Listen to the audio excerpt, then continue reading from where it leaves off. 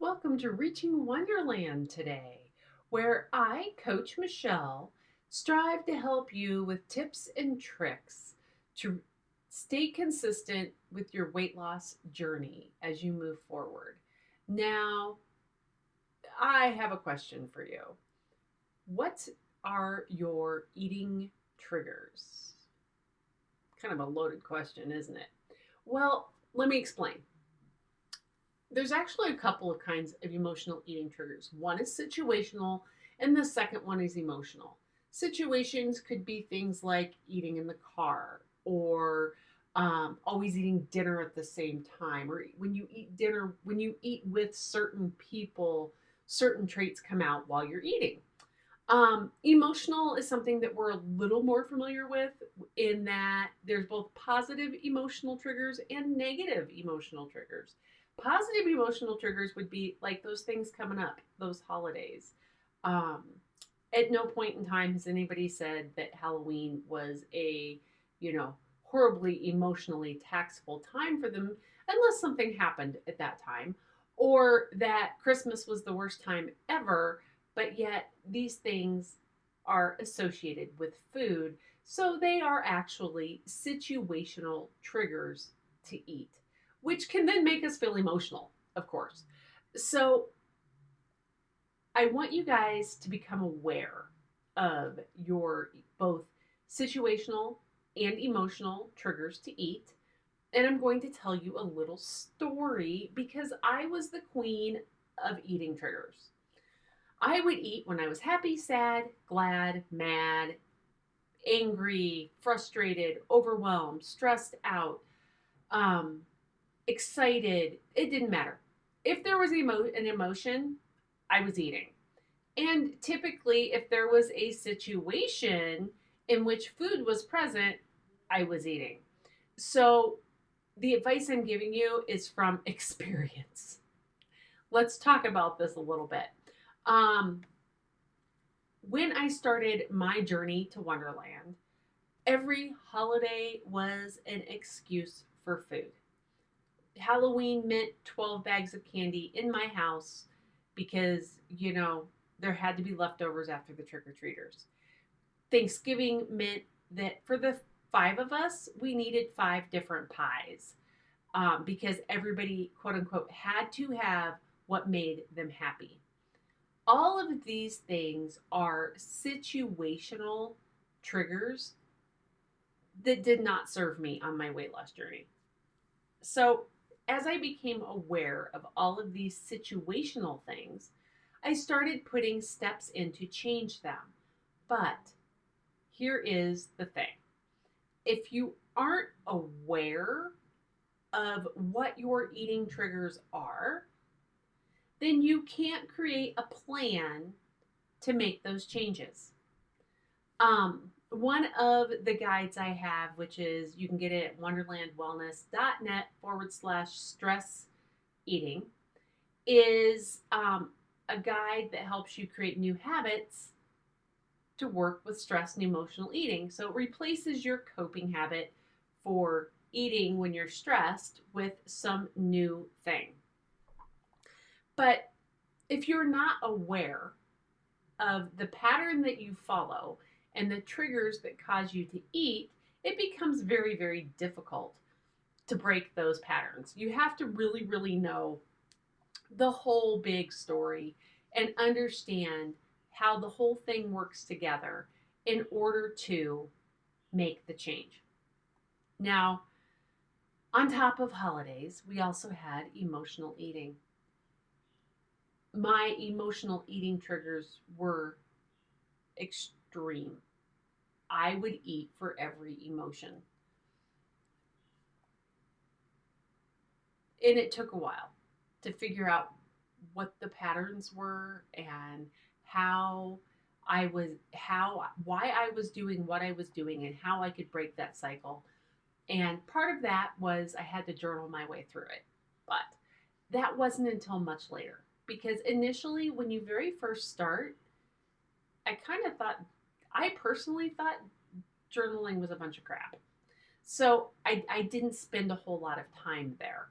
But the further I go through this process of staying smaller and the whole process of not wanting to gain it back, I have figured out that journaling has become a very important aspect of what I do. And oftentimes I'm journaling and speaking to you guys because I'm working my way through it, either in a blog post or here on the podcast or in a Facebook Live somewhere. I'm working my way through figuring out why I did some of the things I did and how I can keep myself from going back there, because I really, really don't want to go back there. And I'm sure many of you can relate to this whole concept of you want it gone. I was writing an email earlier today, and you know, I can remember thinking back to wanting the weight gone, wanting that shit off of my body, and really just have it gone. But the big thing is I didn't want it back again. And by this point, I was beyond looking for a magic wand. And I was beyond looking for the quick fix. As a matter of fact, if um, I actually read an article that stated, you know, quick way to lose 10 pounds, or this is the fastest way to lose weight ever, or any of those things, anything that was a quick fix, a magic wand, man, I was running the other way, because I had learned my first 2 times losing the weight that that quick fix is not a quick fix. Because that quick fix, yeah, you might lose the weight, but it's not going to stay off because you're not solving these other problems. We can put blinders on and pretend to make changes, but that wish that we all have of being normal with food? Well, yeah, that doesn't happen until you work your way through these other things. Um, and I'm blessed. I live in a house with somebody who food is not his primary focus in life. He'll occasionally say, "Oh, I really want to go out for this because it just sounds good." But in the grand scheme of things, it's not his driving factor on a daily basis. And as I was going through this process, I would often say to myself, okay, if Terry were put in this situation, what would his response be? Because food is like on his list of priorities so incredibly low that it just, as long as there is food on the table at dinner time, that's all he really cares about.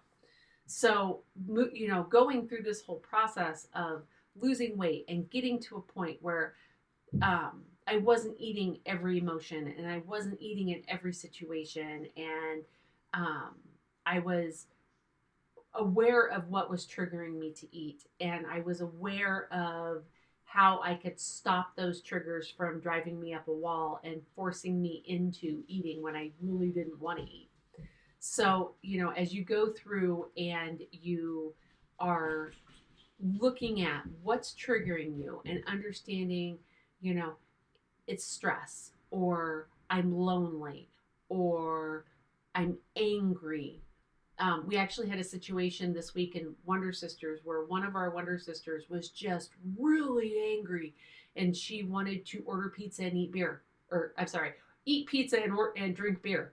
And she, as she worked her way through the anger, she's like, I haven't figured out something to replace eating when I'm angry. And it turns out anger is like one of her really big triggers. And if she's listening to this, I'm very proud of you for taking the steps that you took and working your way through that, my dear. She definitely knows who she is. So as you're dealing with these triggers that cause you to want food, going back and figuring out something that makes you feel good in place of takes time.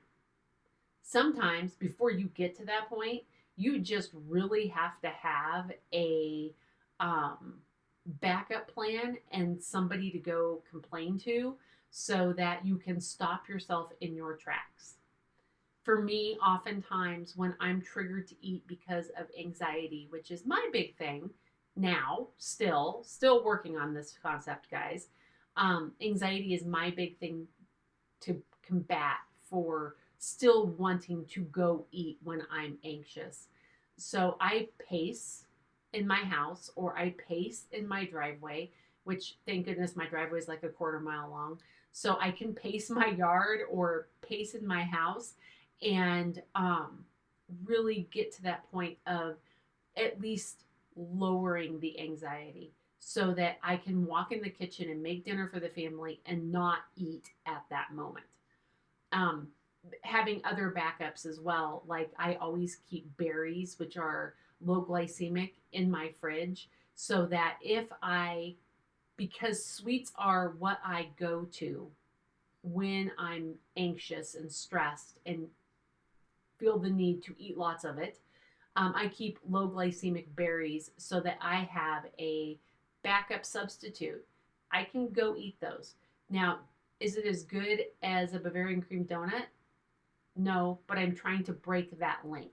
I don't want that link in my brain anymore after almost 50 years. At some point, I've got to be able to break that link. Um, it's that whole concept of knowing your triggers, knowing what your default is, and figuring out a way to flip it around so that your triggers no longer control you. I'm not saying your triggers are going to go away. Obviously, I have been on this journey this time for 8 years and been maintaining it for 8 years? Yeah, 8 years. I started this 8 years ago and I've been maintaining for almost 7 years. And I still have the trigger. The trigger hasn't gone away. But what I have is I have a game plan not to fall back to that trigger. And I have a way of working around it.